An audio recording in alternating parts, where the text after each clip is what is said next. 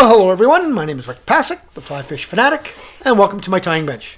Today we'll be tying a fall staple. Actually, it's a staple all year round, but fall and spring, I find that they get smashed, and that's leeches.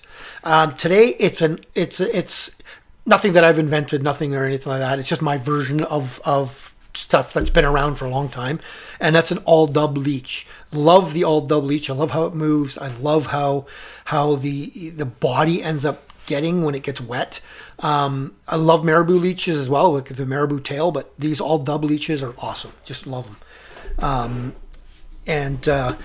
I think I've been using them for probably close to 20 years. I know the first time I saw, now they were around before this, first time I ever saw this style of tying with using the dubbing and stuff for the tail was from FlyBC Hoof Ed Ashton. He showed me this for the very first time, and ever since then this is one of my go-to patterns. So I'll show you a couple of versions of it, and then I'll show you my favorite pattern. So that's color scheme. So this is what we're going to be tying, not in this color scheme. So this is a root beer kind of colored one. I think they call it, it's Arizona Semi-Seal Halloween, they call it. So that's this color. Great color. I absolutely love this color. It gets smashed pretty good. Actually, the leeches all do. This one here it doesn't kind of come together quite as nicely because of the material, but I love the color scheme.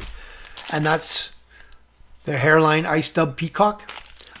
It doesn't the material doesn't flow quite as nice as the Arizona Semi-Seal. Like when you look at this, it's just a lot nicer looking, nicer shape, and you can see in the underbody there. It's just a lot nicer. Now this is a pretty thick one that I tied. I tied these a lot thinner as well, like a lot less bushy. This is a pretty bushy one. So in this one, gets wet, right? That's kind of the look it's going to give you, kind of that nice slick back. And you see what I mean by that tail? I love how it just creates that little sharp little tail. Okay, now the one we're going to be tying is with my favorite color scheme, and that's this black red. This is the closest I could find to the Semperfli, I think it was, a Chan and Rowley's pack. They had a black maroon one that was just absolutely deadly. I just absolutely loved it.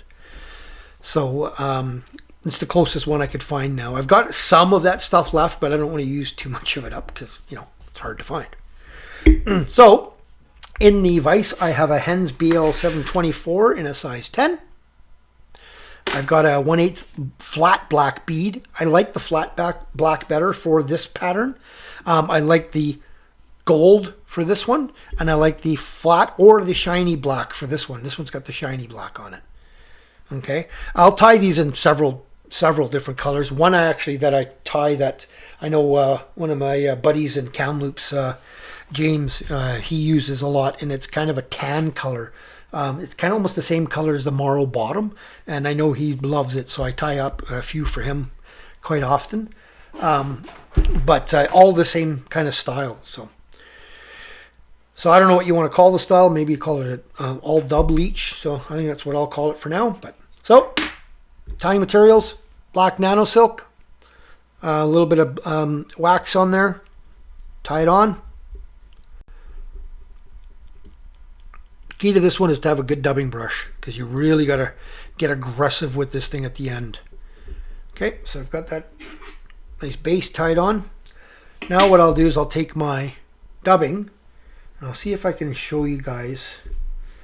I might even switch over the camera here, just because it might be a little easier for some of the people that don't know how to do this. So basically I'm taking my dubbing and I'm pulling it out and stacking it, pulling it out, stacking it, pulling it out, stacking it, just stacking it. What I'm doing is basically I'm lining up the fibers, so the fibers all line up this way, not sticking out. So as you pull them out, you see how they all look going one way. It's kind of hard to see, but okay. And then I'm stacking it on top, and again pulling it out, stacking it. And any of these, just getting them kind of lined up in the same direction. Okay. So let's see if I can put that back and see if you can see it better here. But you can see how a lot of them are going the same direction now. So now I'll just pull this out just a little bit, and then I'm going to flatten it and kind of twist it in my hand. Okay. And then I know my length. I want it about that long, so I'm just going to transfer over, and that piece there I'm going to cut off. Don't throw it away, because you can just put it back into the package. Right? Lay it down, flatten my thread a little bit, get it tied in, right in behind that bead, and then I'm just going to open wraps, bring it back to the roughly where the barb would be, go under the tail, over, under, over.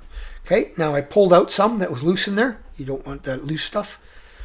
That's it. There's your tail. Really simple. Now, I'm just going to open wraps, come back forward. I'm going to make myself a dubbing loop. So all I've done is I've taken some of the thread out. I'm going to put my finger on it and bring my thread up. So now I create a loop. And then I'm going to lay that in here. And then tie that in. You see how I'm tying on top there? It's tying that loop right in there so it doesn't slip out. And I will go over top of it and tie it in again, just to get that loop. So make sure that loop doesn't untwist on you. Bring that forward right behind the eye. So now I got my loop. Whatever type of dubbing spinner you got, you can have the auto spinner, you can have a hand one. I know I know Gary Hankey, he took those cheap the cheap coffee frothers, and he cut the end off and then he twisted it, and he was done. It's awesome. But I actually quite like just this. It's just a cheap one, but I really like these. They just work really well for me. They're nice and heavy, so they hold down. So I'll just put my two hooks in. I'll leave my finger in here. I'll take a good handful of the dubbing again. I'm going to do the same thing and kind of stack it. Get that material all lined up nicely. And then I will take a handful, about that much. Okay, actually my dubbing spinner just came off because I was playing around. Okay, take about that much, and in the direction of the longer fibers, they're going this way. So that's how I want to lay it in there, with the longer fibers sticking out both sides. Then I'm going to spread that out. And I know right now that there's a little heavy patch in there. I'll take that out because I know that's just going to get in the way. Just spread that out. Okay. And then hold. Don't let go of your dubbing spinner like I just did. Just trying to get too aggressive there for you to show you guys how well it spins, but that didn't work. There we go.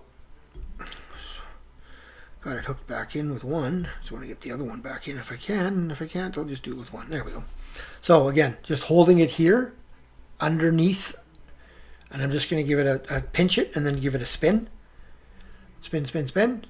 I don't know if you guys can see that spinner. Yeah, there you go. So it's spinning away.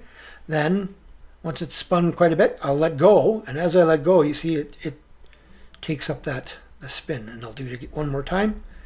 Spin it, let it go. Let it spin up. Then I'll take my dubbing brush. I've got some Velcro on the back of it, and I'll just pull out any of that loose stuff. Not only that I want to pull that loose stuff out, but I want to have the stuff that's bound in there. I want it to pull out so it's nice and makes a nice dubbing rope. Okay. Now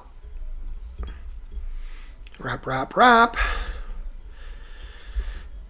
So one good one right at the tail, and then hold your material back, hold your material back, and if you want it thinner, just don't do quite as touching of a wrap, right? So on this one, I want a little bit thinner. And the last couple of wraps right at the front.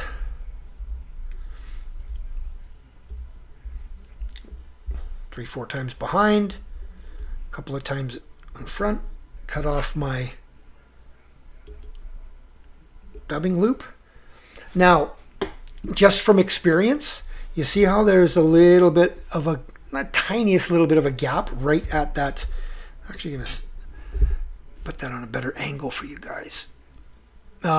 you see it right at the front there. There's just the tiniest little gap. It's not huge, but I know from experience that if I start pulling that out, it's going to leave a gap there. So, right, so, see, I don't like how that dubbed on. So, shorten that up. Just right behind the eye there. It'll change. Believe me, it will look good when I'm done. Right now it doesn't. So, okay. So, whip finish. I always, with these, whip finish 5-6 turn. That's why I really like this Nano silk, because you can really pull that right in and under that bead. And then I'll do another, at least one other 5-6 turn whip finish. I usually do 3 sets. Because I get pretty aggressive now, and if I happen to pull out one set of the whip finishes, I've got another 2 as my backup. Okay, so cut. Take my dubbing brush, the Velcro portion of it, okay, and start getting aggressive here.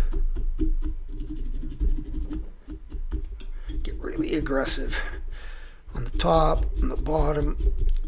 Okay, just gonna get really aggressive. Now I'm gonna take my stone full one, which is nice and skinny, get right in between that hook gap.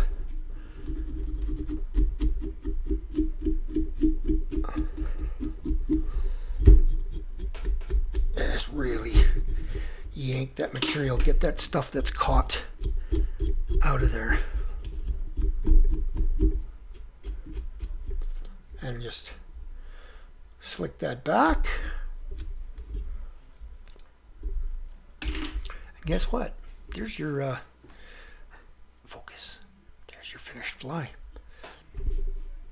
Sorry, my camera died halfway through this, so I had to kind of readjust and stuff. So I'm not sure how well it's going to turn out. We'll see.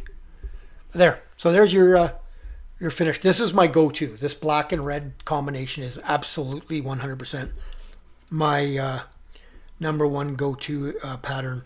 For leeches, this color combo. I just love it. And yeah, you see this little piece that's right here that's sticking out a bit, but watch. When this gets wet,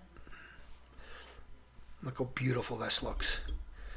How leechy and buggy that looks. I love it. Just love these. I love this material. These materials that flow so well. This Arizona semi-seal has got that nice those red flash marks in it. That red flash, and then that kind of. It's really nice and hairy, this stuff, right? So it gives a nice profile. And if you got any of these really long ones, just grab a hold and just rip it off. You don't want to cut, right? Because you want that tapered profile. So yeah, like I said, there's many different color schemes you can do with these, right? You can do the purple. This one's kind of they call it a green black or peacock black. This one is, I call it a root beer, but they call it Halloween, I think, from Arizona Semi-Seal. Works really, really, really well, this color combo. And then I tie them in a tan, like a tan cream. I tie them in pure green. I tie them in blood red, all different colors, right? So, and I mix my own as well, my own color, dubbing colors. So, but give that a shot. That is, believe me, these are deadly, deadly flies. The lack of the marabou in the back, it keeps them a little thinner, gives them that real slicked up profile, right? Gives them that real slim, slick profile for the tail, and these tails move really, really well when they're in the water. So, tie lines, everyone.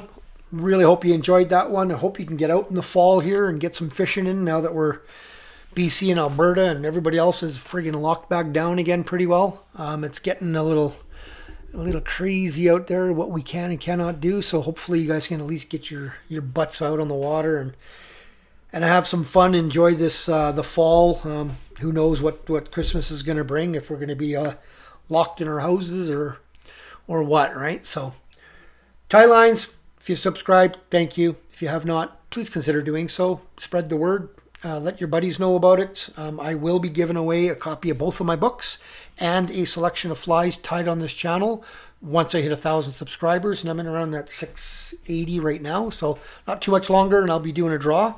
And then after that, I think we'll wait till 2,500 subscribers, and I'll be giving away a decent size fly tying package of Semperfli materials and Hens materials and a few others. So, all right.